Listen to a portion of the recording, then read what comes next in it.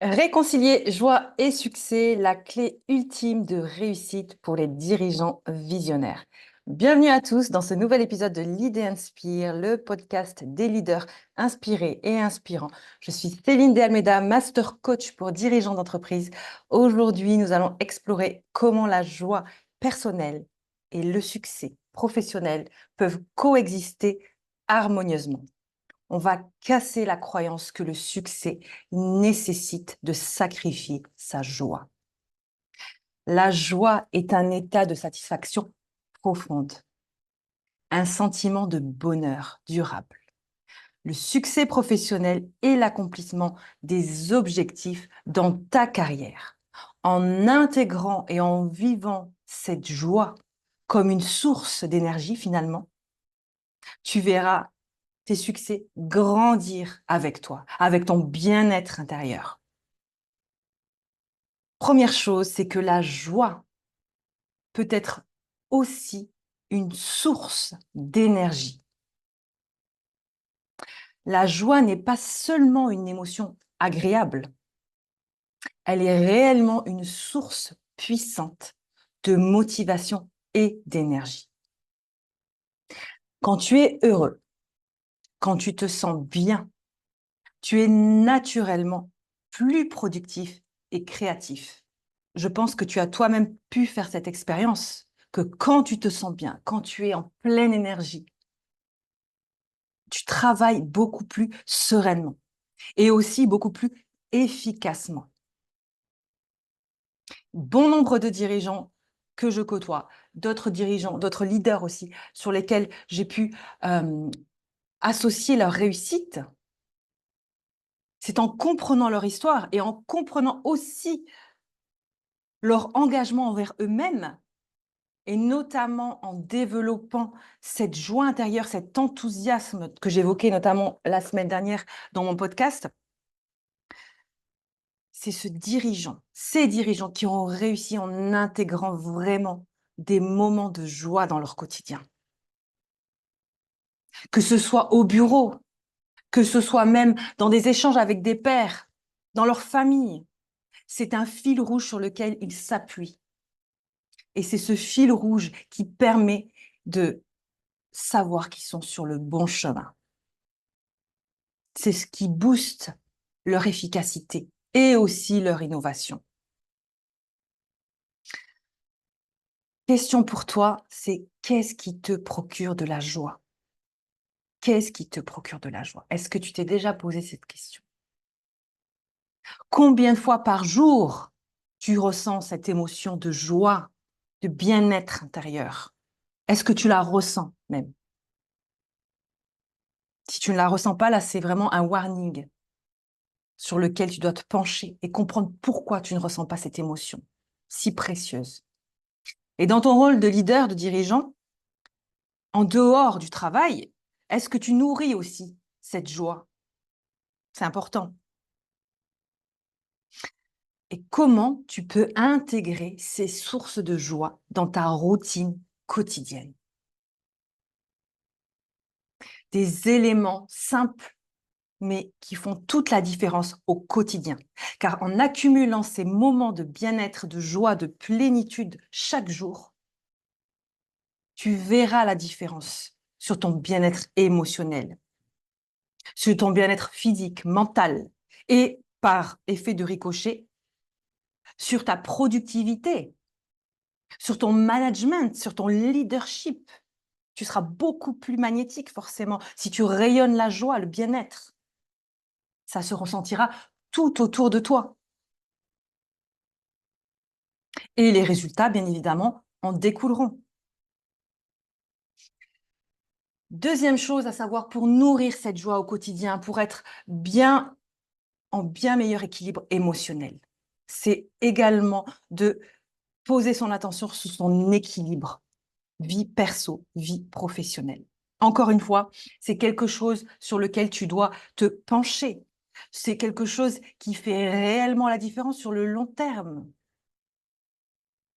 Encore une fois, il y a des moments de boost, il y a des moments de production intensive qui t'empêchent de pleinement suivre peut-être ton rythme. Mais encore une fois, warning, attention, c'est quelque chose qui ne doit pas durer dans le temps. Parce que plus ça dure dans le temps et plus tu te dérégules. Ton système interne, ton système nerveux est complètement dérégulé parce que tu ne respectes pas tes besoins fondamentaux. Donc, c'est toujours avoir un œil sur son système interne, sur son système nerveux, qui est par définition la balance finalement de notre équilibre interne. Donc, un bon équilibre entre vie professionnelle et personnelle est encore une fois essentiel pour éviter justement cet épuisement, ce risque de burn-out aussi, qui est encore très présent, et notamment aussi chez les dirigeants, pour maintenir une performance durable, dans la durabilité. Parce que ce que l'on cherche avant tout, c'est des résultats durables, pérennes. Car la réussite se joue dans la durabilité. Et ce n'est pas une réussite à court terme que tu souhaites avoir, évidemment. Donc pour ça, il faut mettre en place des rituels, des mesures et cette notion d'équilibre interne et équilibre vie pro, vie perso. Alors bien évidemment, encore une fois, il y a des personnes qui vont me dire: «Oui, mais c'est très compliqué Céline, de pouvoir réellement faire une séparation entre vie pro et vie perso». J'entends. Alors on ne dit pas de faire du 50-50. Encore une fois, l'équilibre est propre à chacun. Chacun a son propre équilibre. Chacun est différent. Donc forcément, ce qui convient à quelqu'un ne conviendra pas forcément à un autre ou à une autre. Nous sommes bien d'accord. Mais c'est écouter justement son propre équilibre. Savoir ce qui te convient ou non. Et à quel moment tu as besoin de suivre ce rythme justement et de suivre aussi des moments de déconnexion, de pause. Et ça, tous les plus grands chercheurs, toutes les plus grandes recherches te le diront, que ce besoin de déconnexion est essentiel pour tous, parce qu'on n'est pas des robots. Donc ça, par contre, ce sera pour tout le monde. Donc c'est rechercher ton équilibre à toi, qui te convienne à toi, mais qui te permettent chaque jour de déconnecter, des moments pour toi, de déconnexion, ne serait-ce que quelques minutes, mais quelques minutes qui font clairement la différence chaque jour, mis bout à bout. Dans une vie, ça fait toute la différence. Et donc, c'est pas mettre le, le couvercle sur la marmite, au risque que ça explose. Ça, c'est ce que tu ne veux pas. Et c'est ce que je ne te souhaite pas, bien évidemment. Mais pour que cette marmite ne saute pas, que le couvercle n'explose pas en plein vol, c'est d'autant plus important de t'écouter et donc de prendre du temps pour toi, chaque jour. Quelques minutes, ne serait-ce que quelques minutes. Des stratégies pratiques que moi-même j'ai mis en place pour moi, pour mon bien-être émotionnel, personnel, pour mes coachés, c'est la gestion du temps, bien évidemment. On ne peut pas parler d'équilibre sans parler de méthodes qui équilibrent forcément cette vie, travail et personnelle. La gestion du temps est élémentaire. C'est savoir clairement tes missions chaque semaine, prévoir ton agenda chaque semaine en incluant des temps pour toi, professionnellement et personnellement. C'est aussi, bien évidemment, encore une fois, mettre l'accent sur la délégation des tâches, quand c'est possible de le faire, quand ce ne sont pas des missions qui te reviennent à toi. Ce ne sont pas des missions essentielles qui te reviennent et qui pourront être bien mieux gérées par une personne adéquate, une personne dédiée à cela. Et c'est aussi, encore une fois, cet équilibre en connaissant ses limites. Donc en se connaissant soi déjà, forcément. Ses valeurs, ses besoins, ses limites, c'est la base.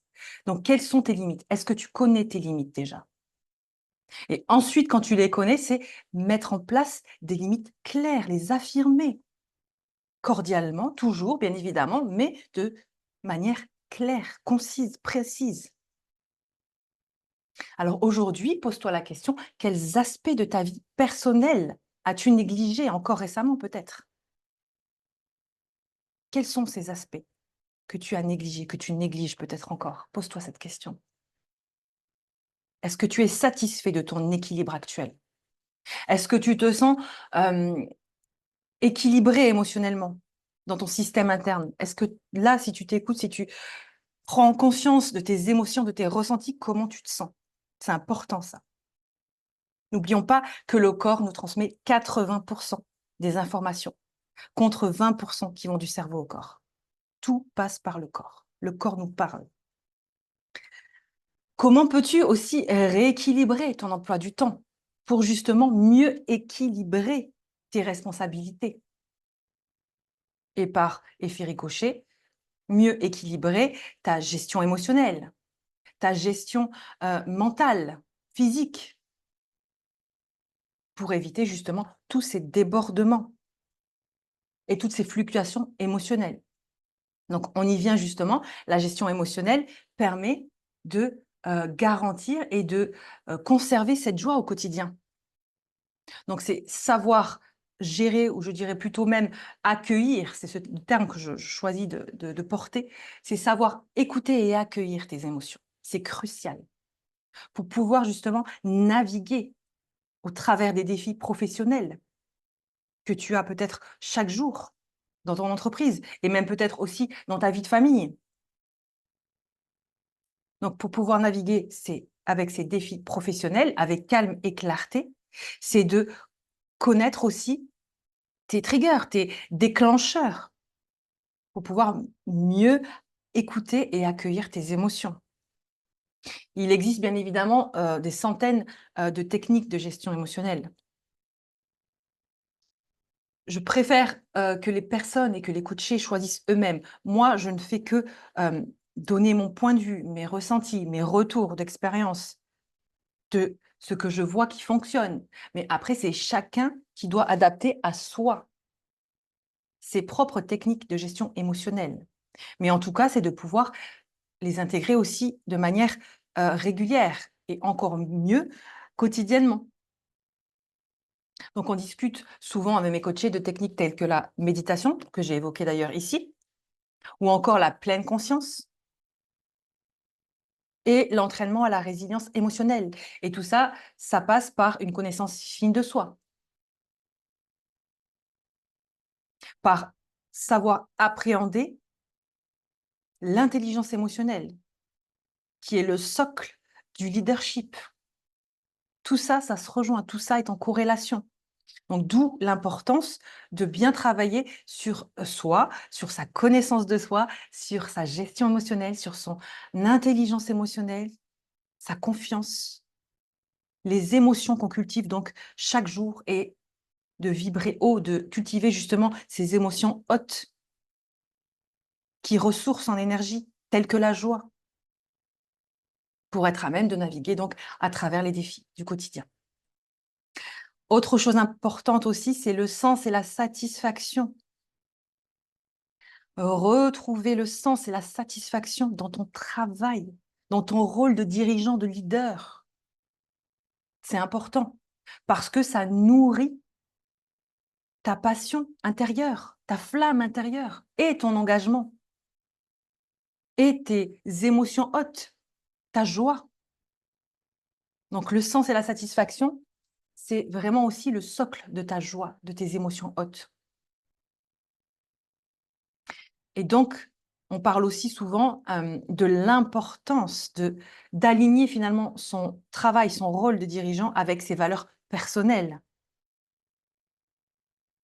Ce sera bien plus facile pour toi d'endosser ce rôle et de pouvoir communiquer autour de toi, auprès de tes collaborateurs, de tes équipes, de tes managers, de tes consultants, voire même de tes clients. Quand tout fait sens, quand tout est aligné, on est dans sa pleine puissance. Et si on est dans sa pleine puissance, on rayonne, on est magnétique, on donne confiance. Le leadership est élevé. Donc, aligner son travail avec ses valeurs personnelles et aussi redéfinir ses objectifs professionnels en fonction de ses valeurs. Et là, c'est le match parfait. Je sais que dans certaines entreprises, ce n'est pas forcément la réalité, que le dirigeant, le leader en place euh, n'a pas mis en place justement suffisamment euh, ses valeurs propres personnelles dans son entreprise. Et ce qui peut arriver parfois, c'est que du coup, ce leader perd le sens de sa mission. Il perd l'enthousiasme, il perd la joie. Et s'il perd la joie, il va perdre aussi la confiance, le rayonnement qu'il propage, qu'il donne auprès de son entreprise et de ses collaborateurs, voire de ses clients. Et ça peut faire perdre en crédibilité, en croissance. Question pour toi, c'est qu'est-ce qui te motive profondément dans ton rôle de leader? Qu'est-ce qui te motive profondément dans ton rôle de leader? Comment peux-tu aligner ton travail, ton rôle avec tes valeurs et objectifs personnels aussi? Des questions qui vont peut-être débloquer certaines choses qui peuvent faire de grandes prises de conscience. Donc, je t'invite vraiment à te poser et à faire cette introspection avec toi-même. En conclusion, c'est que la joie personnelle et le succès professionnel ne sont pas opposés, mais ils sont complémentaires. Rappelle-toi que le succès professionnel ne doit pas être atteint au détriment de ta joie personnelle. Je dirais même que ta joie est le moteur de ton succès, le fil rouge sur lequel tu dois te calibrer chaque jour. Car en réalité, la joie et le bien-être personnel sont réellement les piliers sur lesquels repose une réussite durable, qui te permet aussi d'être cet homme, cette femme épanouie, qui vibre la joie et qui vibre son leadership élevé, son magnétisme, son charisme. Merci de m'avoir écouté. Si tu as trouvé ces conseils utiles, n'hésite pas à les partager à d'autres leaders, à d'autres dirigeants qui pourraient en bénéficier. Si tu as des questions, si tu as peut-être des points de vue personnels à me remonter, n'hésite pas à m'écrire aussi sur mon LinkedIn. Ça me ferait très plaisir d'avoir ton retour. Ensemble, nous pouvons apprendre et continuer à grandir. Et si tu souhaites aussi aller plus loin, plus en profondeur, n'hésite pas à rejoindre mon accompagnement, être un leader inspirant pour t'aider à relever tes défis actuels, pour te permettre de gagner en sérénité, qualité de vie et vraiment faire rayonner ton leadership, augmenter ta croissance en entretenant cette joie notamment, en faisant de ton développement personnel un point central. Et j'ai toujours mon offre exceptionnelle valable jusqu'au 15 août sur un mois d'accompagnement. Donc, n'hésite pas à m'écrire pour préparer la rentrée et les projets à venir. À bientôt.